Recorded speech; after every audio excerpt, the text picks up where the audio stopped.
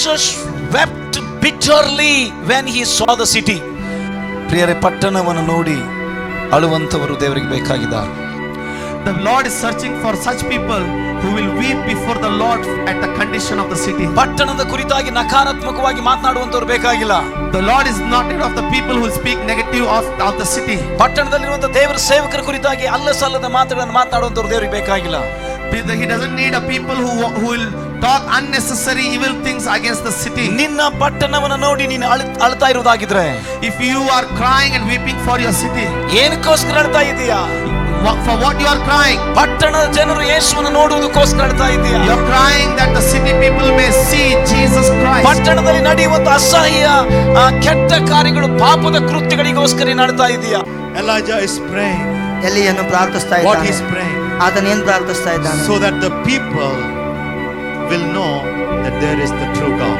So Elijah took these 3 steps. ಮತ್ತು ಎಲಿಯನು 3 ಸಂಗತಿಗಳನ್ನ So ತೆಗೆದುಕೊಂಡನು. number 1, he repaired the altar in verse 30. ಮತ್ತು 30ನೇ ವಾಕ್ಯದಲ್ಲಿ 1ನೇ ವಿಷಯ, ಆತನು ಯಜ್ಞವೇದಿಯನ್ನು ಸರಿಪಡಿಸಿದ. Secondly, 2ನೇದು, he is bringing the 12 tribes together. ಮತ್ತು ಅಲ್ಲಿ 12 ಕುಲಗಳ ಇಸ್ರಾಯೇಲರನ್ನ ಆತನು ಕೂಡಿಸ್ತಾ ಇದ್ದಾನೆ. What do we mean by that? ಮತ್ತು ಅದರ ಅರ್ಥವೇನು? Elijah is uniting a divided Israel and making them into one Israel. ಮತ್ತು ಆ ಎಲಿಯನ್ನು ಇಸ್ರಾಯೇಲರಲ್ಲಿ 12 ಕುಲಗಳು ಚದುರಿಸಲ್ಪಟ್ಟಿದ್ದವು, ಅವುಗಳಿಗೆ ಅದನ್ನು ಮಾಡುವ ಅನುಗುಣವಾಗಿ ಅವರನ್ನು ಕೂಡಿಸ್ತಾ ಇದ್ದಾನೆ. The church in Belgaum is not united. Revival also will be delayed. ಮತ್ತು ಬೆಳಗಾವಿ ಪಟ್ಟಣದ ಎಲ್ಲಾ ಸಭೆಗಳು ಕೂಡಿಕೊಳ್ಳದೆ ಹೋದರೆ ಭಕ್ತಿ ಸಂಜೀವನವು ಕೂಡ ತಡವಾಗ್ತದೆ. We have to leave all our differences aside. ಮತ್ತು ನಮ್ಮ ಎಲ್ಲಾ ಸಂಗತಿಗಳನ್ನ ಬದಿಗಿಡಬೇಕು. If we want revival, ನಮಗೆ ಭಕ್ತಿ ಸಂಜೀವನ ಬೇಕಾದ್ರೆ first we have to repair our altar. ನಿಜವಾದ ಸೈನಿಕರಾಗಿದ್ದೀರಿ. मैं कहना चाहता हूँ कि आप सही में सैनिक हैं. Hallelujah. ಕ್ರೈಸ್ತರ ಜೀವನ ನಿದ್ದೆ ಮಾಡೋದಲ್ಲ, ಯುದ್ಧ ಮಾಡೋದಾಗಿದೆ. क्राइस्तीय लोगों का जीवन वो सोने का जीवन नहीं, लेकिन युद्ध करने का जीवन है. ಹಾಗಾಗಿ ಬೈಬಲ್ ಕ್ಲಿಯರ್ ಆಗಿ ಹೇಳ್ತದೆ, ನಾವು ಯುದ್ಧ ಮಾಡುವಾಗ ದೇವರ ಶಕ್ತಿ ನಮಗೆ ಬೇಕು. इसके लिए वचन सही में कहता है कि हम जब युद्ध करने जाते हैं तो परमेश्वर का ताकत हमें चाहिए. If there needs to be some transfer from heaven in the spiritual realm, from there into your life, ಒಂದು ವೇಳೆ ಆತ್ಮಿಕ ಜಗತ್ತಿನಿಂದ ಆತ್ಮಿಕವಾಗಿ ನಿಮ್ಮ ಜೀವಿತದಲ್ಲಿ ಏನೋ ಒಂದು ರೂಪಾಂತರಗೊಳ್ಳಬೇಕಾದರೆ, my thinking about God really need to change. ನನ್ನ ಕರ್ತನ ಕುರಿತಾದ ನನ್ನ ಆಲೋಚನೆಗಳು ನಿಜವಾಗಿಯೂ ಬದಲಾಗಬೇಕು.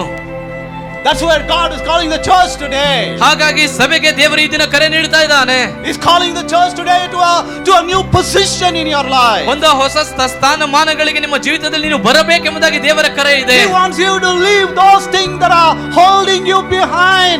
He wants you to cut off those bridges, burn down those bridges. He wants you to come to a new position in your life. ನೀವು ಇದುವರೆಗೆ ಇದ್ದಂತ ಜೀವನ ಶೈಲಿಯನ್ನು ಬಿಟ್ಟು ಆ ಹಳೆ ಸಂಗತಿಗಳು ನಿಮಗೆ ಹಿಂದೆ ಎಳೆತಿರುವಂತ ಎಲ್ಲ ಸಂಗತಿಗಳನ್ನು ಮುರಿದು ನೀವು ಮುಂದೆ ಬರಬೇಕೆಂಬುದಾಗಿ ದೇವರ ಬಯಕೆ ಆಗಿದೆ. ಹಲ್ಲೆಲೂಯಾ.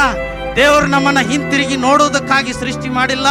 ಆತನು ಕೊಟ್ಟಿರುವಂತ ಪ್ರಾರ್ಥನೆ ಆತ್ಮದಲ್ಲಿ ಬಲವಾಗಿ ನಿಂತುಕೊಂಡು ಜಯಿಸಿ ಮುಂದೆ ನೋಡ್ತಾ, ದೇವರು ನಮಗಾಗಿ ನಮ್ಮ ಕಣ್ಣು ಕಾಣದೇ ಇರೋ, ಕಿವಿ ಕೇಳದೇ ಇರೋ, ಹೃದಯವು ಗ್ರಹಿಸದೇ ಇರುವಂತ ವಿಷಯಗಳನ್ನ ನನ್ನ ವೈಯಕ್ತಿಕವಾದ ಜೀವಿತದಲ್ಲಿ, ನನ್ನ ಕುಟುಂಬದಲ್ಲಿ, ನಮ್ಮ ಸಭೆಯಲ್ಲಿ, ನಮ್ಮ ಪಟ್ಟಣದಲ್ಲಿ ಸಾಧಿಸಿಕೊಳ್ಳುವುದಕ್ಕಾಗಿ ದೇವರು ನಮ್ಮನ್ನು ಸೃಷ್ಟಿ ಮಾಡಿದ್ದಾರೆ. ನಿನ್ನೆ I saw the mark on the some sisters and brothers forehead. ನಿನ್ನೆ ನಾನು ಸೇವೆ ಮಾಡುವಾಗ ಕೆಲವು ಸಹೋದರ ಸಹೋದರಿಯರ ಹಣೆಗಳ ಮೇಲೆ ಕರ್ತನ ಗುರುತನ್ನ ನಾನು ನೋಡಿದೆ. That is not mark on a cross. ಅದು ಒಂದು ಕ್ರೂಜೆಯ ಮಾರ್ಕ್ ಆಗಿರಲಿಲ್ಲ. That is a mark on triune God. ಅದು ತ್ರಯೇಕ ದೇವರ ಮುದ್ರೆ ಆಗಿತ್ತು. ಏನದರ ಅರ್ಥ? What does it mean? Ezekiel chapter 9, ಹೆಜ್ಕೇಲನ ಪ್ರವಾದನೆ ಗ್ರಂಥ 9ನೇ ಅಧ್ಯಾಯ verse 4 and verse 6. 4 ಮತ್ತು 6ನೇ ವಚನ. ಅಲ್ಲಿ ಎಜ್ಕೇಲನ ಮೂಲಕವಾಗಿ ದೇವರು ಹೇಳ್ತಾ ಇದ್ದಾರೆ, The Lord is speaking through Ezekiel there. ಪಟ್ಟಣದಲ್ಲಿ ನಡೆಯುವಂತ ಎಲ್ಲ ಅಶುದ್ಧತೆಗಾಗಿ, ಪಾಪಕ್ಕೋಸ್ಕರವಾಗಿ ಗೋಳಾಡಿ ನರಳಾಡಿ ಪ್ರಾರ್ಥನೆ ಮಾಡುವಂತವರ ಹಣೆಯ ಮೇಲೆ ಮುದ್ರೆ ಹಾಕು. There the Bible is saying, seal on the forehead of those people who are weeping and crying before me for the sins and the desperate condition of the filth of the city. Hallelujah. ಏನ್ ಮಾಡಂತ ಹೇಳ್ತಾ ಇದ್ದಾರೆ ಅವರಿಗೆ? ಮುದ್ರೆಯನ್ನು ಹಾಕು. Seal on their forehead. ಯಾಕೆ ಮುದ್ರೆ? Why this seal? ಆ ಮುದ್ರೆ ಏನ್ ತೋರಿಸ್ತದೆ? What does that seal reveal? ಆ ಮುದ್ರೆ ತ್ರಯೇಕ ದೇವರನ್ನು ತೋರಿಸ್ತದೆ. That shows the triune God. Hallelujah. ಯಾಕೆ ಆ ಮುದ್ರೆ? Why that seal? Because they are the ruler of the cities. ಯಾಕಂದ್ರೆ ಅವರು ಆ ಪಟ್ಟಣದ ಆಡಳಿತ ಮಾಡುವಂತ ಜನರು. ಹಲ್ಲೆಲೂಯಾ. ಮತ್ತೆ ಬೈಬಲ್ ಹೇಳ್ತದೆ 6ನೇ ವಚನದಲ್ಲಿ, In the 6th chapter the Bible says, ಪಟ್ಟಣದಲ್ಲಿ ಇರುವಂತ ಎಲ್ಲಾ ಜನರನ್ನ, ಚಿಕ್ಕ ಮಕ್ಕಳನ್ನ ಎಲ್ಲರನ್ನ ಕೊಲೆ ಮಾಡ್ಕೊಂಡು ಹೋಗ್ತಾರೆ. go on killing every children, every young man in the city. ಎಲ್ಲರನ್ನು ನಾಶ ಮಾಡ್ತಾರೆ. Destroy everyone. But don't touch those who mark on their forehead. ಆದ್ರೆ ಯಾರ ಹಣೆಯ ಮೇಲೆ ನಾನು ಮುದ್ರೆ ಹಾಕಿಸಿದ್ದೇನೋ ಅವರನ್ನು ಮುಟ್ಟಬೇಡ. They are called by heaven, throne room of God. ಅವರು ಪರಲೋಕದ ಸಿಂಹಾಸನದಿಂದ ಕರೆಯಲ್ಪಟ್ಟವರಾಗಿದ್ದಾರೆ. Ministry, prayer is the ministry. ಪ್ರಾರ್ಥನೆ ಎಂಬುದು ಬಲವಾದ ಸೇವೆಯಾಗಿದೆ. ಅನೇಕ ಸಾರಿ ತಪ್ಪಾಗಿ ತಿಳ್ಕೊಂಡಿದ್ದೇವೆ. ಪ್ರಾರ್ಥನೆ ಅದು ಕಡೆಯದಾಗಿ ಸಭೆಯ ಒಂದು ಕಡೆಯ ಮಾತುಗಳಿರ್ತದೆ. Many times we have taken it wrong. Prayer means the last thing to do. No.